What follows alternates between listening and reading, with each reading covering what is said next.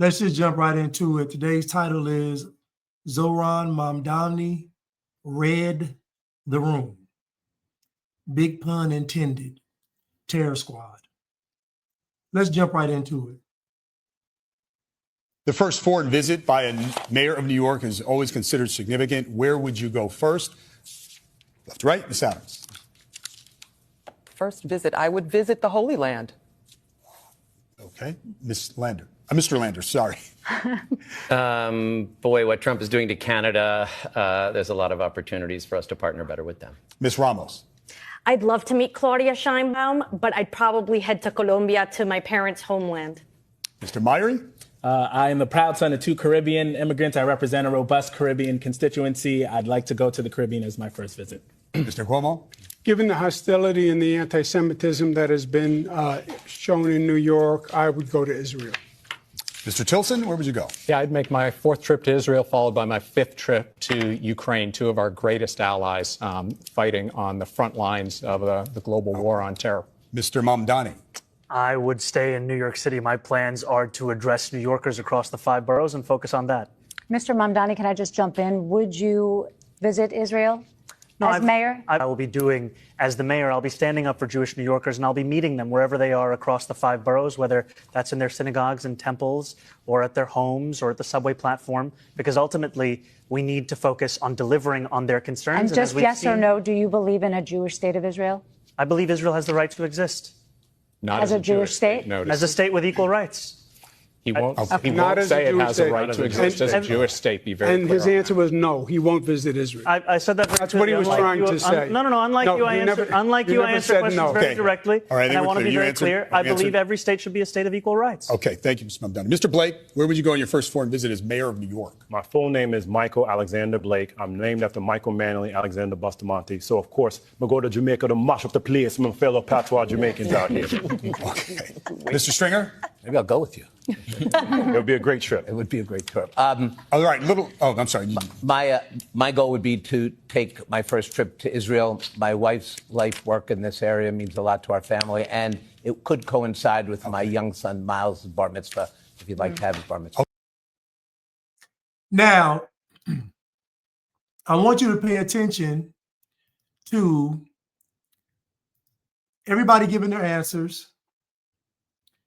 I'm going to go to Colombia, the Caribbean, Jamaica, Canada, and then a few people, everybody else said they were going to go to Israel. But Mamdani said that he was going to stay in New York. So at face value, just from a lay person observing this, who gave the best answer? From a person that doesn't have any kind of political agenda, doesn't know geopolitics, doesn't know anything, who gave the best answer? Mamdani did. He gave the best answer. I'm going to stay here in New York and focus on the 5 boroughs because he's going to be the mayor of New York. What do you think people want to hear when someone is running for mayor of their city? They want to hear that that person is going to put them first. This is basic politics 101. So when people get up on stage in this mayoral debate and they get asked where they're going to visit first, and you don't say, I'm going to visit the 5 boroughs, or I'm going to visit every part of the city, or the question was about which country, but he flipped it and said, I'm going to focus on New York. And to me, that was a powerful chess move. Now, obviously, he's full of smoke. I mean, we know he's a communist and a socialist, but you have to be able to read the room. And he's not answering for the people in the room. He's answering to New Yorkers. When he's talking to New Yorkers. Everybody else is either talking to their home country, talking to Israel, or talking to the people in the studio. He's the only guy actually talking to New Yorkers. Now, again, are his intentions good? Of course not. I'm just simply telling you that he read the room. Red being spelled R-E-D. I've been telling you all that you can't shut down the conversation meaning that you have to allow disagreements in conversation. You have to.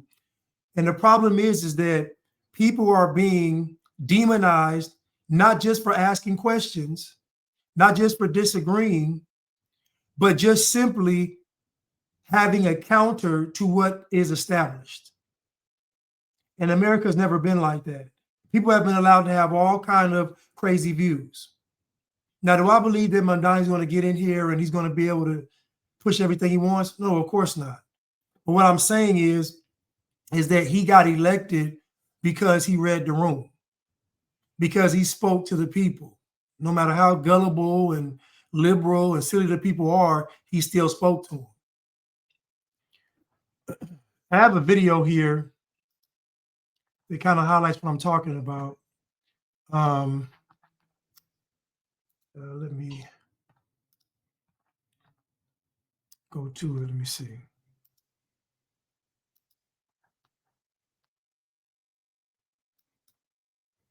So Eric Adams adopted the IHRA definition of anti-Semitism, which some free speech organization says causes a chilling effect on, criticisms of Israel. What do you make of that? Do you think that that is an assault on free speech, or are you supportive of maybe keeping that if you're elected? No.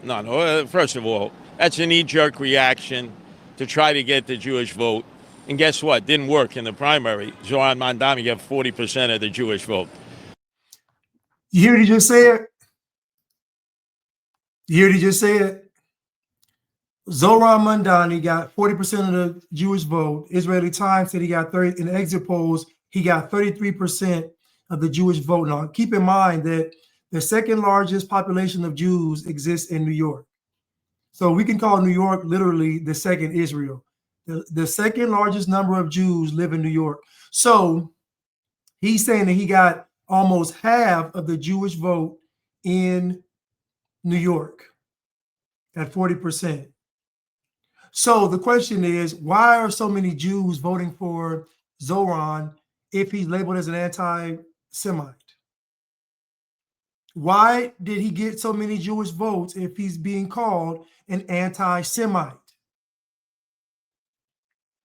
You heard what he said. He talked about it's an extreme reaction to try to get the Jewish. Listen, people know when you are being genuine and when you are pandering. The difference is that people don't mind pandering as much as if you're pandering to them. So all these politicians are pandering. They're all pandering. It's just that Zohran decided to pander to New Yorkers. He just decided to pander to New Yorkers. And guess what? People will respect that over you pandering to another country. I'm just being honest with you. And people can get mad and call me what they want to call me. I'm just telling you what it is. This is basic psychology. Basic. Out of all of those candidates in that mayoral debate that said where they would visit first, when he gave his answer, he's the only one that got answered follow-up questions. Think about that. Think about from a psychological perspective. Everybody up there gives an answer, but when this guy gives an answer, you all are asking him more questions. What does the average person think by default? They're going to think that that's the guy. Everybody gave a standard answer that's very palatable and acceptable. But when this guy gave an answer, not only the moderators decided to ask other questions, but even the other mayoral candidates were chiming in on his support for Israel. All I'm saying is, people, is that the more you demonize the conversation, the more you say because a person has an opposing view that they are anti-something, that they're a bad person, you're going to get more and more of this. The baby boomers are dying off. This younger generation does not like that. This younger generation likes to argue, likes to debate, likes to have conversation, and then afterwards they like to go hang out and have fun. That's this younger generation. This younger generation does not have a hard line drawn in the sand or a great wall put up between them. They don't. This younger generation embraces dialogue and debate and conversation. And you all better wake up, because the more you all keep demonizing people for having opposing opinions, whether you agree or disagree is not the point. Demonizing the person is going to be a problem, because what you do is you literally make them heroes among the youth. That's what happens when you start wanting to cancel people, when you start wanting to ask extra questions, when you start wanting to accuse people. When you do all these things, you literally make these people anti-heroes for the younger generation. But let me start this video over, and I'm gonna comment at the end. So Eric Adams adopted the IHRA definition of anti-Semitism, which some free speech organization says causes a chilling effect on, criticisms of Israel. What do you make of that? Do you think that that is an assault on free speech, or are you supportive of maybe keeping that if you're elected? No. First of all, that's a knee-jerk reaction to try to get the Jewish vote. And guess what? Didn't work in the primary. Zohran Mamdani got 40% of the Jewish vote. So extremism never works. Give an example. I've gone to Israel 3 times. The biggest issue in Israel was between the secular and the religious. The Shinui party at the time was secular. The Shah party was religious. And they would be constantly arguing over who should be doing what, who had responsibilities. Open debate, discussion, cafes in the streets. 38 different parties at the time that I was there after the second Intifada one time when nobody was there. So look at the Israelis. They debate whether the boycott is pertinent, to boycott Israeli products. They debate about the existence of Gaza and Hamas. We need to take a page from that book. They're the country right in the eye of the storm now. And they have debate, they have demonstrations. There's no crackdown on that. And it certainly shouldn't be here. And what he said is literally what I have been saying. I've been saying this exact thing, that when you have conversations, you have discussions, you have dialogue, you get rid of all of this extremism. You get rid of it. It lowers the temperature, because when people can express how they feel, whether you agree or disagree, if people cannot express how they feel without being condemned, then what they're going to do is they're going to lash out, they're going to rebel. This is par for the course. You heard what he just said. Open discussion, debates, conversations. This is what brings the temperature down. This is what the younger generation is going to want to do. Throwing out anti-Semitism is not going to work. Anti-Zionism is not going to work. You telling people they're stupid and they're dumb and they're foolish, and it's not going to work. The younger generation does not care for that type of rhetoric. So unless you plan on taking people's rights, like I've been saying, either you're going to take people's rights away or you're going to engage in discussion and debate. But there's no in between, because on this current path, you are going to alienate the youth. You are going to alienate the under 30 crowd. And I keep telling you all that supporting Israel is no different than wearing khakis and a polo shirt. It is business casual. It is. So supporting Israel isn't the problem. It's not what you do, it's how you do it. And if you're going to pander, you got to pander. If you're an American, you got to pander to America first, then you can pander to somebody else. But if you're going to pander, you got to start pandering at home. And then you can expand the pander. Everybody on that panel, everybody could have visited Israel. And more likely, they are going to visit Israel. Everybody on even I guarantee Zohran Mamdani gonna go to Israel. Everybody's gonna go to Israel. So to me, that was a prime opportunity missed to just say we're gonna focus on New Yorkers. And again, you supporting America first doesn't mean you don't support Israel. But you got to read the room. And the older generation is dying off. The under 30 crowd is going to be the next generation to appeal to. And how are you going to appeal to them? That is the question. How are you going to appeal to them? Mamdani came and said he's going to fight Trump and he's going to make sure you all have a better life in New York. I'm going to fight against Trump and y'all going to have a better life in New York. Vote for me. If you want lower rent, you want free food, you want free rides, vote for me. And I'm going to fight Trump. Vote for me. It's a no-brainer. It is a no-brainer. And keep in mind that he got, exit polls said that he got 33% of the Jewish vote in New York, which is the second largest Jewish state. I'm saying that being funny, but the second largest number of Jews are in New York. We are standing here on the steps of New York City, City Hall, and we are here while we are unfortunately seeing this terrible intimidation against a candidate for mayor here in the city, Mr. Mamdani. And this is disturbing to so many Jewish people. This harassment and these intimidations is about his brave stance to speaking up to what he believes is right, and he is speaking up against the crimes being committed to the Palestinian people. Now, they are condemning him. Now, all of the anti-Semitism rhetoric is geared towards Americans, mainly white Americans who are either on the right, conservative or Republican. That's where all the anti-Semitism rhetoric goes to. But they never talk about the amount of Jewish people that do not agree with what's going on in Gaza. They're never called anti-Semitic, and they're never even brought up.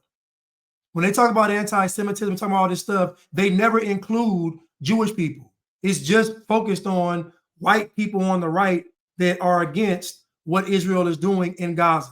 Not necessarily against Jewish people or the Jewish state, but what they're doing in Gaza. Now, do I believe there's a genocide going on? No, I don't. Do I believe do they want the land? Yes. Is there such thing as Greater Israel? Yes. But do I believe it's a genocide? No. We've seen genocides, and this is not it. I'm not saying it's ideal. I'm saying it's not a genocide. But I'm also saying that when we have these conversations, people bring up the fact that women and children are being murdered, you can't just brush it off. Because nobody, think about this now, people have seen images of women and children being murdered. I don't care how you try to spin it, the average person is going to reject it. If you show people what actually goes on in war, most Americans would be against war. If you actually showed them actual footage, this is what really happens. Most Americans would be like, we're against it. Most people would. The people that are around war, because they have to be, they don't have the voice to tell you they wish it wasn't going on. Trust me, the people in the midst of it wish it wasn't going on. But my point is that you're not going to be able to show those images around the world and expect people to say, okay, it's just a part of war. It's just what happens. It's not going to work. We are in an information age. This is social media. Images matter. Presentation matters. Then they just have the lady released in Israel. She's a lawyer working with IDF, and she released some video of the soldiers supposedly sodomizing a hostage, a Palestinian hostage. You couldn't really see it because they had the shields up, but I'm just saying like that. And then Benjamin Netanyahu said that has been the greatest propaganda threat to date, was that, because he knows that these things matter. This stuff matters. What people see matters. And so at the end of the day, when these conversations come up, you have to keep in mind that people have seen dead women and children. Forget the men. People have seen dead women and children. So when we're having these conversations, to just throw out anti-Semitism is not going to work. You're going to make people buck. People have seen carnage. You can't just brush the conversation off and say anti-Semitic. No, it's not going to work. But back to my point, there are a lot of Jewish people that have the same views as the people that you will call on the woke right. They got the same views. It's a lot of them in Israel and in the United States. And they're speaking out too. The only difference is they don't get lumped into the anti-Semitic crowd, nor do they get called anti-Semitic. But let's continue. as anti-Semitic because he is against the state of Israel. This is misleading, this is unjust, and this is dangerous. We need politicians to be on the right side of history and to speak up for the oppressed. We as New Yorkers, we as citizens of the United States, we should admire brave politicians and we should give them the freedom to express what they believe is right. And we encourage people, voters, to vote what is in the interest of our city and not in the interest of a foreign country, the state of Israel, and certainly not in the interest of crimes being committed the other side of the world. We as Jewish people say that conflating anti-Zionism with anti-Semitism, conflating Judaism with Zionism is not only doing injustice to the Palestinian people, this is dangerous for the Jewish people as well. Because what this is doing is, this is generalizing all Jews, saying that God forbid all Jews are in support of all these crimes, which ends up making a statement that all Jews are accountable to what is taking place. This is anti-Semitism. And this and he's bringing up a very good point. And this is what I've been talking about, generalizations. That's why, listen, when I'm having conversations, I say, listen, people say Jews. I said, it's not all Jewish people. I say all Jewish people don't agree. It's not all Jewish people. They may agree on being Jewish, but they don't agree with everything that's quote unquote Jewish, meaning they don't have to agree with the IDF, the government. They don't have to agree with the state, everything. So I said, so Jews are not a monolith in how they view things in this world. And you can see that clearly because Mamdani got 33% of the Jewish vote. So that should let you know that Jews were willing to vote for a communist, a Muslim communist. 33% of Jews in New York voted for a Muslim communist. Think about that. So what he's saying is correct. Conflating Judaism, the religion, with Zionism is wrong. It's wrong, especially when Zionism came after Judaism. And then he made up another great point. He said, because when you do that, you make it seem as if all Jewish people agree with what the Israeli government is doing in terms of Gaza.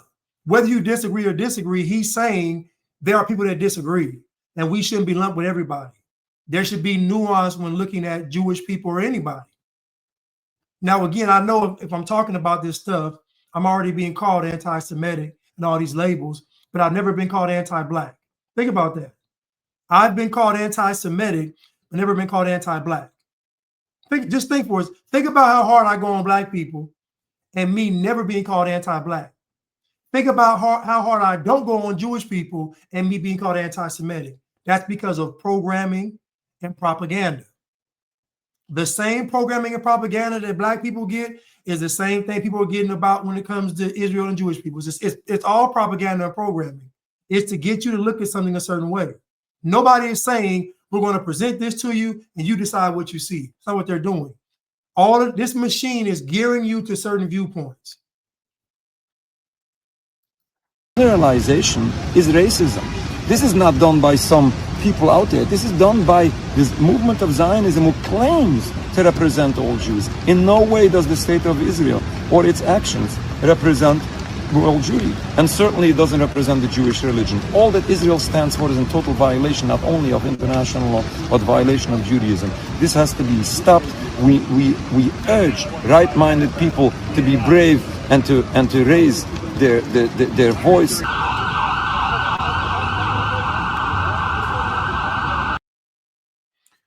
So you have the Jews, the Orthodox Jews, protesting on behalf of a communist Muslim. You have Orthodox Jews literally protesting with their version of protesting for a communist Muslim. And you all don't think that you should change up how we have this conversation. You all don't think that we should change up how we have this conversation when 33% of Jewish people in New York voted for a communist Muslim. Are stealing packages. Oftentimes, we've even found as legislators, when we go into these courts, the term violent crime is even used when people are stealing packages. Violent crime is even used when people are accused of burglary and there happens to be a housing unit in that same dwelling. So violence is an artificial construction. And we have to be very clear that what is happening here with these district attorneys, that is violence. That is violence of the highest degree. We have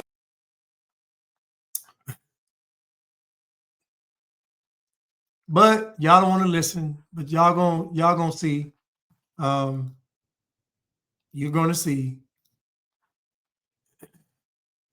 You are going to see.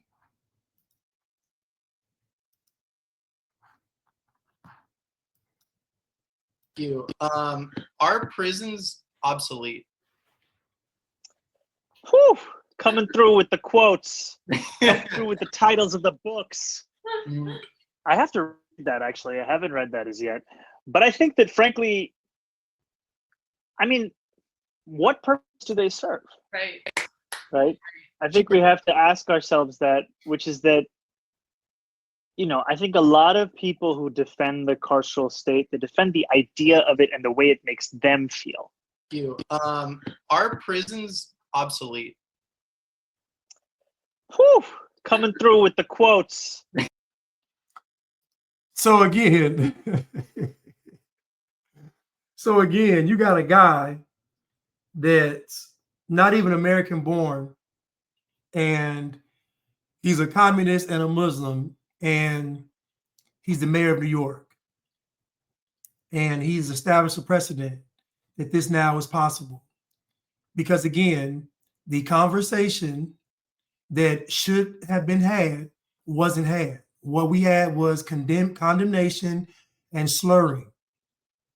I kept telling you all that all of this was going to lead to a suppression of free speech. I said this 2 years ago.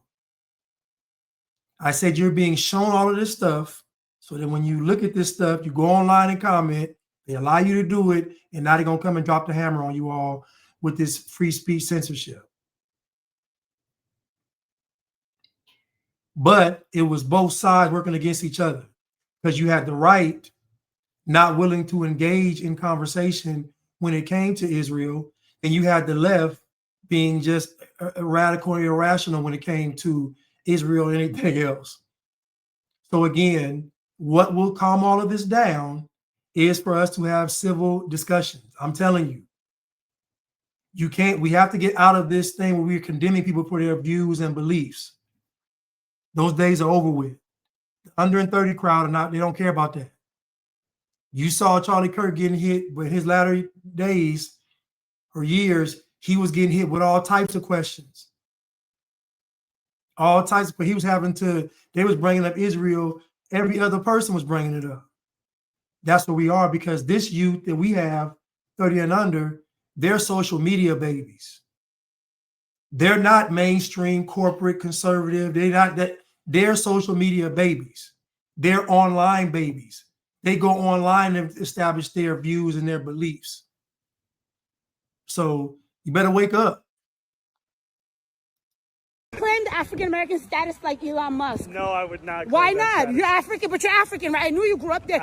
Your middle name is Kwame. I am. I'm proud to be Ugandan. Okay. But I think that is misleading. So would you claim the African American status like Elon Musk? No, I would not. Why not? You're African, but you're African, right? I knew you grew up there.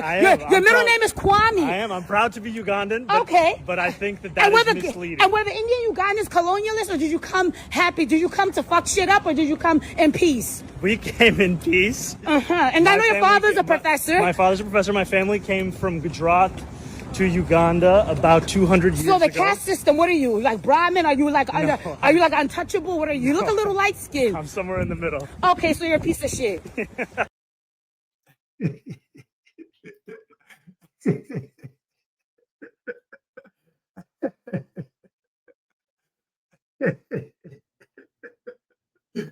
Oh my goodness. I want you to pay attention though to how he handled this. You see how he handled this? Do you see how he handled this? Look how he handled this. He laughed. He's joking. He ain't brushing her off. He walking like, look how he handled it. This is what the younger generation likes to see. I'm sorry. This is what they like. get away from me, all this. This is what they like. I'm sorry, this is what they like. And he handled this very well. Now, he's really truly an African American. The hilarious thing is that he's actually an African American. So we got a Muslim, an African American Muslim communist that wasn't born in America that is the mayor of New York. You can't make this up. Listen, I love you all. Thank y'all for tuning in today. Just remember that conversation rules the nation, and people are entitled to their opinions and their views. Thank you.